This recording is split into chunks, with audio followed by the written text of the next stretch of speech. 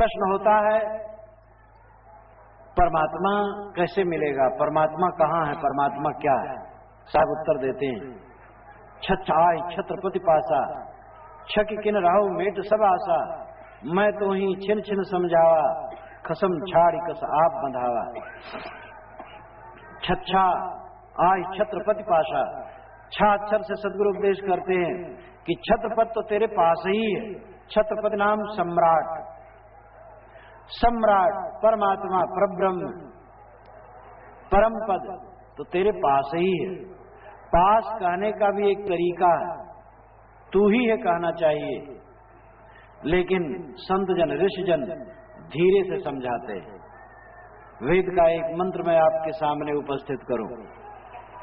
परिद्यावा पृथ्वी सद्यत्वा परिलोकान परिदिशा परिस्व, ऋतस्य तंतुम विद्युतम विचृत्य तद पश्यते तद भवति तदासीत्। परिद्यावा पृथ्वी सद्यत्वा परिलोकान परिदिशा परिस्व, द्यावा पृथ्वी दिशाएं लोग, इन सब में ऋषि परि लगाता है। परि परिविशेषण, परि कहते हैं समग्रता को। परिलोकान यानी सभी लोग, परिदिशा यानी सारी दिशाएं, तो मतलब है सारी दिशाएं, ये जमीन आकाश और जितने लोकांतर हैं उस सब में ऋतस्य तंतुम विततम, ऋत के तंतु सर्वत्र परिपूर्ण है। ऋत का मतलब है नियम, सर्वत्र नियम के तंतु परिपूर्ण है। जैसे कपड़े में ताना और बाना होते हैं, इसी प्रकार पूरे विश्व में ऋत परिपूर्ण है। ऋत का अभिप्राय है नियम। नियम से चांद सूरज तारे निरंतर गतिशील हैं। नियम से हवा चलती है, नियम से पानी बरसता है, नियम से गर्मी ठंडी और वर्षा ऋतुएं होती हैं, नियम से फूल खिलते हैं, नियम से भूचाल आती है। कुछ होने से कुछ होता है। हवा क्यों चल रही है, उसके पीछे कुछ कारण है। गर्मी क्यों हो रही है, उसके पीछे कुछ कारण है। संसार में जितनी गतिविधियां हैं सब नियमों से चलती हैं, उन नियमों का नाम है ऋत। लेकिन ऋषि कहते हैं विचित्र, जो उसको चीर देता है, नियमों को भी चीर देता है। तत्पश्चात तद्भवत तदासीत, उसको देख लेता है, वही हो जाता है, वही है। अभिप्राय यह है कि सारा संसार नियम से गुथा हुआ है। ये सारा जड़ जगत नियमों से परिचालित है। लेकिन जो विवेकवान ये जड़ को भी भेद करके अंतरात्मा तक पहुंच जाता है, यानी प्रकृति के जाल को भेद कर जो कुछ दृश्यमान है, जो कुछ शब्दमय है, जो कुछ गंधमय है, जो कुछ स्पर्शमय है, जो कुछ रूपमय है, उन सब से पार पहुंच जाता है आत्म तत्व तक। अशब्दम अगंधम अरूपम स्पर्शम इत्यादि उसके लिए कहा गया है। वो पांचों विषयों से और जड़ जगत से परे है आत्म तत्व। जब प्रकृति को भेद करके आत्म तत्व तक इंसान पहुंच जाता है, तब तत्पश्चात उसको देख लेता है। तद भवत वही हो जाता है, तदासीत वही है। तद अन्य वचन है, मैं तू यह। तद यह जो अन्य वचन है, मैं उत्तम वचन, तू मध्यम वचन, यह अन्य वचन। ये व्याकरण में 3 वचन होते हैं। तो तद तत् अन्य वचन है, उसको देख लेता है तो वो अलग कहीं कुछ होगा, उसको देख लेता होगा। जब आदमी प्रकृति का मोह छोड़ देता है, माया का मोह छोड़ देता है, तब उसको देख लेता है। सबको भ्रम है परमात्मा अलग है, तो ऋषि कहते वो परमात्मा को देख लेता है। जब लोग कुछ समझ लिए तब ऋषि ने कहा तद्भवत वही हो जाता है, परमात्मा ही हो जाता है। तब और जब आदमी समझ लिया तो ऋषि ने कहा तदासीत वही है ही। उसको देख लेता है, देख लेगा वो तो दृश्य हो जाएगा, जड़ हो जाएगा। लेकिन पहले कहना पड़ता है, वही हो गया कहना पड़ता है। हो जाना भी नकली, कोई दरोगा हो गया, कोई सरपंच हो गया, कोई मिनिस्टर हो गया तो खत्म हो जाएगा वो मामला। कभी मिनिस्ट्री छिन जाएगी, दरोगा हो गया तो रिटायर्ड हो जाएगा, बीच में गड़बड़ करेगा तो हटा दिया जाएगा, अगर हो गया तो छूट जाएगा, वो बिगड़ जाएगा फिर। इसलिए ऋषि कहा तदासीत वही है, होना नहीं। तो धीरे धीरे बोध देना पड़ता है, कबीर साहब कहते छत्रपति पास में ही, परमात्मा पास में ही, वह पहलू में बैठा है मगर बदगुमानी मुझे लेकर फिरती कहीं का कहीं है। वो तो पास में ही बैठा है लेकिन मेरी बदगुमानी, मेरा भ्रम, मेरा संदेह कहीं का कहीं लेकर के मुझे भटकाता रहता है। तो छच्छाई छत्रपति पासा, छत्रपति तुम्हारे पास है, तुम्हारे निकट है, और निकट का अर्थ यही है कि तू ही है, अन्य कोई नहीं है।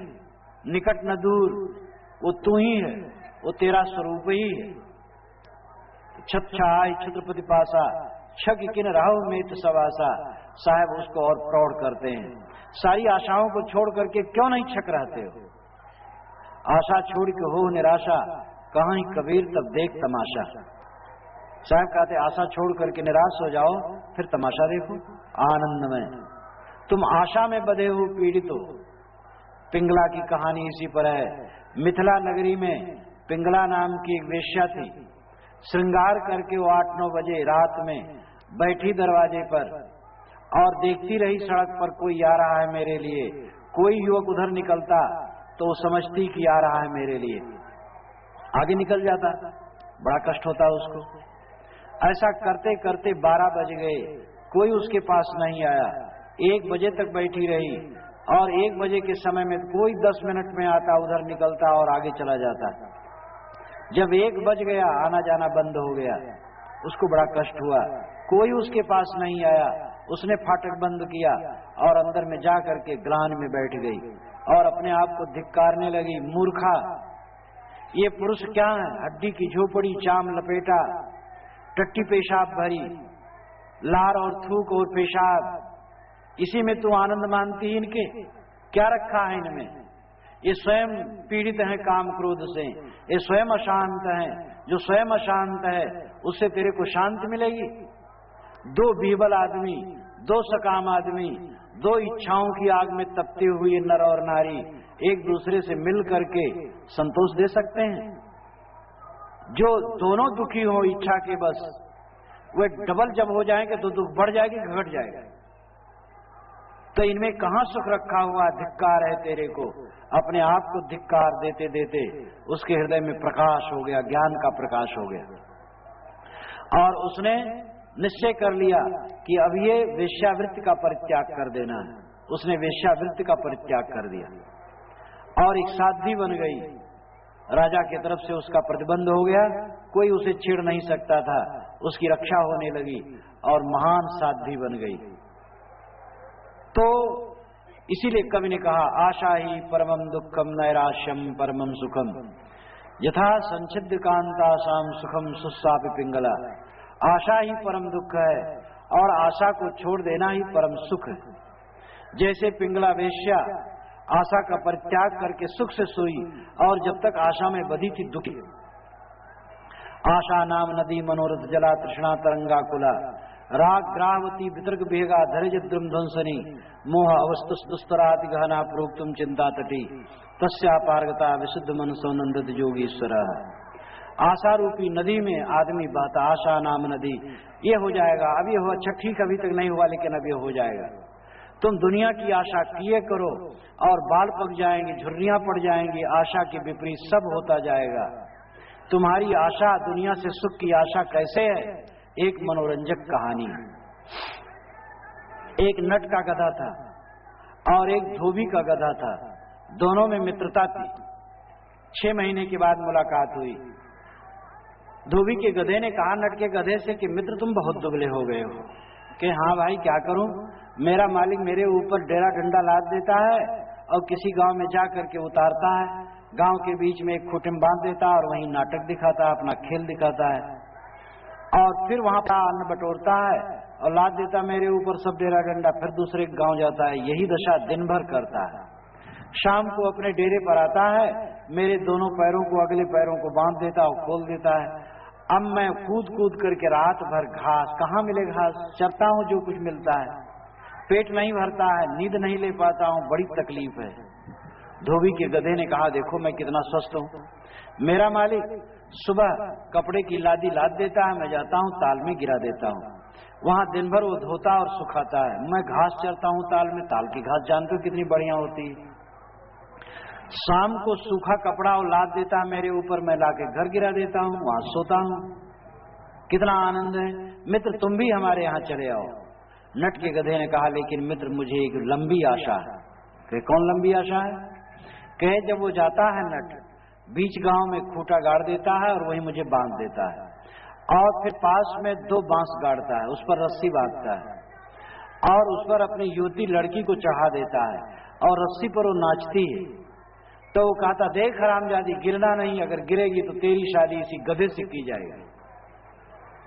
मैं सोचता हूं ये हरामजादी कभी तो गिरेगी। धोबी के गधे ने कहा मूर्ख, वो समाज को हंसाने के लिए ऐसा कहता है, कभी भी वो गिरेगी नहीं क्योंकि अभ्यस्त है, और गिरेगी भी तो तेरी शादी उससे नहीं होगी, तो मूर्ख है।